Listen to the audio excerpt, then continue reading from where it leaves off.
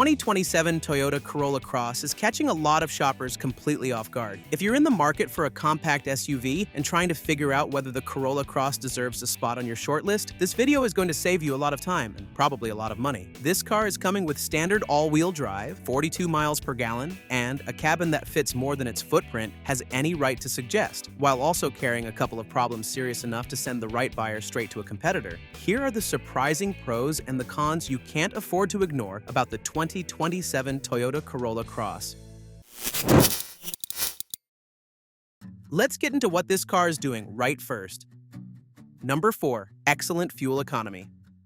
Picture this. It's the end of the month. You're looking at your bank statement, and a chunk of it has quietly disappeared into the gas tank again. It happens to compact SUV buyers constantly, especially those who commute daily or run a household that treats the car like a second home on wheels. That slow bleed at the pump is exactly the problem the Corolla Cross Hybrid is built to solve. The numbers are 42 miles per gallon city and 38 on the highway. Those figures put it ahead of virtually every other compact SUV in the non-plug-in hybrid bracket. Toyota's 5th-generation self-charging hybrid system is doing exactly what it was designed to do, leaning heavily on the electric motor in stop-and-go traffic, where fuel consumption traditionally climbs the hardest. Therefore, the fuel savings are actually showing up where they're supposed to rather than existing only on a window sticker. The gas-only version pulls 32 miles per gallon combined. Not exceptional, but perfectly respectable without any electrification helping it along. Either way, running costs are going to stay low in a way buyers feel in their wallet long after the purchase excitement fades. Good fuel economy keeps money in your pocket, but only if the car was worth buying in the first place. And the next pro is one of the strongest arguments that it is, because it's solving a frustration that catches buyers off guard at almost every other dealership in this segment.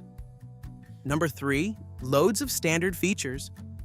Most buyers have been through this before. They find a car at an attractive starting price, get excited, and then spend the next hour at the dealership watching that number climb as the salesperson walks them through everything that isn't included. Safety tech, wireless connectivity, driver assistance features, all presented as upgrades, all carrying price tags that should have been baked in from the start. The Corolla Cross is doing something about it. Toyota's Safety Sense 3.0 is coming standard on every single trim. Pre-collision warning with pedestrian and cyclist detection, lane departure alert, automatic high beams, and adaptive cruise control, none of it optional. An 8-inch touchscreen with wireless Apple CarPlay and Android Auto is also standard, along with 6 USB ports throughout the cabin. Upper trims add a 12.3-inch display, a digital rear-view mirror, and a panoramic moonroof. But buyers aren't being forced into higher trims just to get the essentials. The feature set is genuinely competitive from the ground floor, and that's not something every nameplate in this space can honestly claim. A well-equipped cabin is a strong selling point, but none of that equipment means much if the car can't handle the road conditions you're actually driving in. That's where the next pro comes in, and it's one that most buyers in this segment are still paying a premium to access elsewhere. Number 2. Standard all-wheel drive with a hybrid.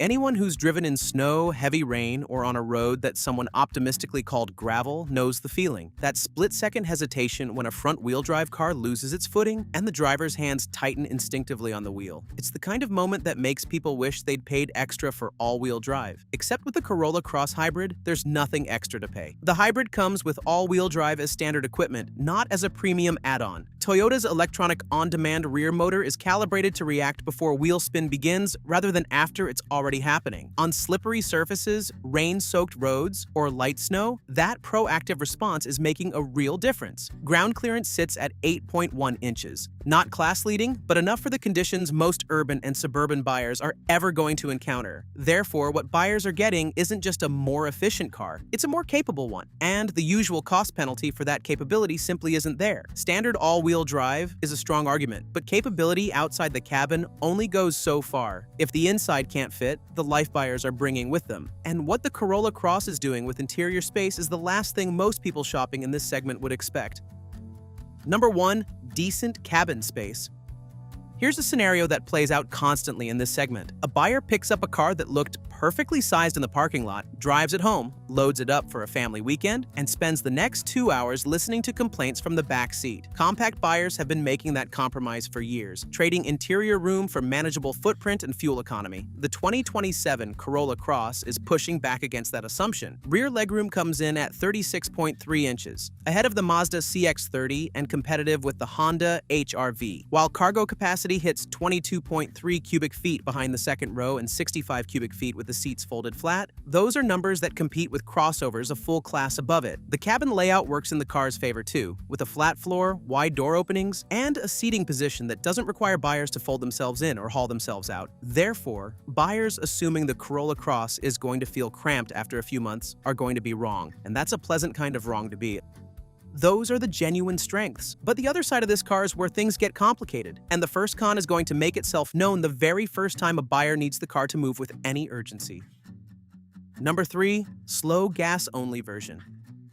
Think about the last time you needed to merge onto a busy freeway from a short on-ramp, the kind where there's no room to hesitate and the gap between cars is closing fast. In that moment, the engine either responds or it doesn't. That's the situation gas-only Corolla Cross buyers are going to find themselves in more often than they'd like. The non-hybrid model runs a 2.0-liter naturally aspirated 4-cylinder rated at 169 horsepower. 0 to 60 comes in at a sluggish 9.1 seconds. The CVT compounds the problem, calibrated for efficiency, therefore holding revs back at precisely the moments drivers are expecting the car to respond. The performance gap is frustrating, but it happens under the hood. The next con is harder to rationalize because it's the first thing every passenger notices the moment they open the door.